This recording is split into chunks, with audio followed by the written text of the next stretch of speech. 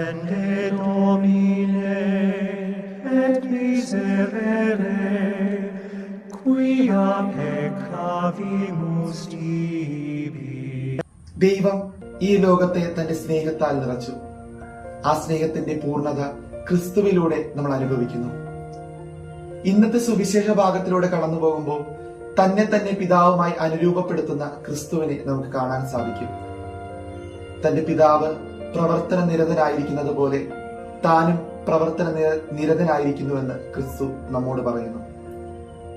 താനും പിതാവും രണ്ടല്ല, ഒന്നാണ് എന്നുള്ള വലിയൊരു ദൈവശാസ്ത്ര വെളിപ്പെടുത്തൽ ക്രിസ്തു നമ്മുടെ മുമ്പിൽ നടത്തുവാണ്.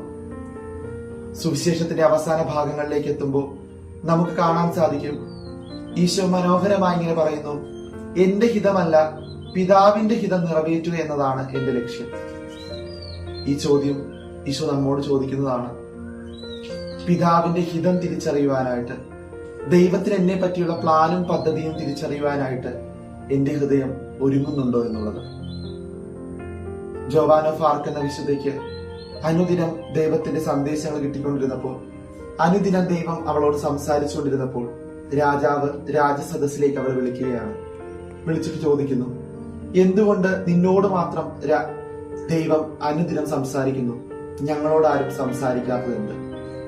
ജോവാൻ ഓഫ് ആർക്ക് രാജാവിനോട് പറയുന്ന മറുപടി വളരെ മനോഹരമാണ്. പ്രഭു, അങ്ങയോടും ദൈവം സംസാരിക്കുന്നുണ്ട്, പക്ഷേ ആ സ്വരം കേട്ടിട്ടും അങ്ങ് കേട്ടില്ല എന്ന് നടിക്കുകയാണ്.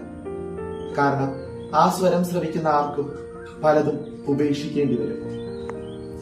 സ്നേഹം നിറഞ്ഞവരെ, ദൈവഹിതം തിരിച്ചറിയുവാനും ദൈവത്തിന് വേണ്ടി എല്ലാം ഉപേക്ഷിക്കുവാനും നമ്മുടെ പ്ലാനും പദ്ധതികളൊക്കെ മാറ്റിവെച്ച് ദൈവം എന്താണ് നമ്മിൽ നിന്ന് ആഗ്രഹിക്കുന്നത് എന്ന് തിരിച്ചറിഞ്ഞ് അതിനുവേണ്ടി പ്രവർത്തിക്കുവാനും ദൈവവുമായി ഒരു പിതൃസ്നേഹത്തിലൂടെ കടന്നു പോകുവാനും നമുക്ക് സാധിക്കട്ടെ എന്ന് പ്രാർത്ഥിക്കുന്നു.